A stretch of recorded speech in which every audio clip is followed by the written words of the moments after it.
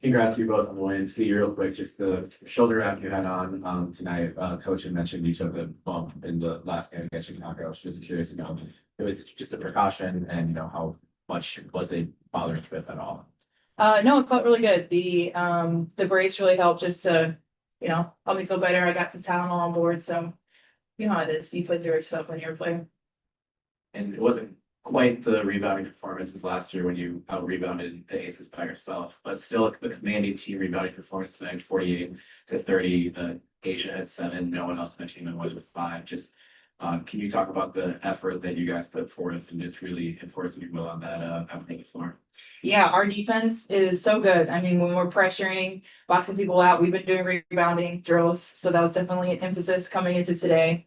But we just make it hard, and when every shot is hard, eventually it wears the team down, and that's our goal every night.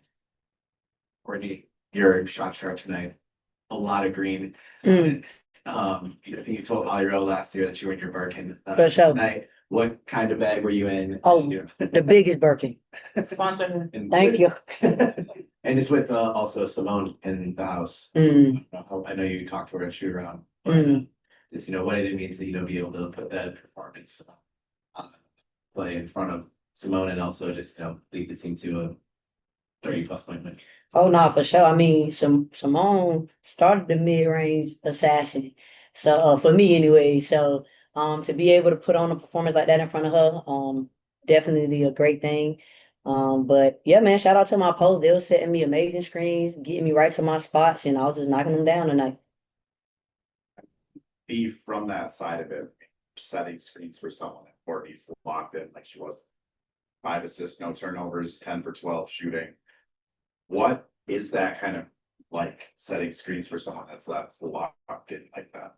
It's fun. I feel like you get like an excitement going to set it because she's gonna cook or I'm gonna cook, but it's a bucket. So I mean, Courtney's the best in the game at shooting mid-range, and so every single time she comes off that, I have confidence that she's gonna make the right read. If she shoots, it's going in. She's gonna drop a dime. And so I feel like our pick and roll has got to be one of the highest in the league. Facts. Yeah, Facts. it feels like it. They do. K-Mac also had a couple plays like that tonight too, where I feel like doesn't get recognized for her like pocket passing. Just what is it about K-Mac like as a distributor that stands out? Yeah, man, she's such an underrated passer. Like she drops dimes. Like it's exactly what you said. Like it's some games where I'm like, you dropping them, but I think it's exactly what you said. Like she don't get enough credit for the way she makes as well. So shout out to Mackie, man, because she's a huge part of again us moving the ball, knocking down shots, just making the game easier for all of us. And then Court just, Ola hit that and one that she missed the free throw on, but she hit the basket, and just about the entire bench came off to like the free throw line. What is it about Ola that's just so easy to? Man, that's the baby of our group. So when we see her successful, we all excited for her, man, because that's our baby. So shout out to the baby of the group, man. How dominant was Jess for you guys tonight? Obviously double, 10 points, 13 rebounds. Just what does she mean to this team defensively? Jess is just such a dog. I mean, how many minutes did she even have? 20 minutes. She had 13 rebounds, and she does that every single night. She goes out and gets double rebounds in almost every game. Just the way that she has a knack for finding the ball. Coach said this in the locker room, but she's really a leader in the second group. Like her and T really go out there. And even from a post position, Jess is putting people in the right spaces, talking to the team. She's just, a pro. I've always loved playing with Jess, and she's one of our biggest hustle players on the team. So she's so fun to play with.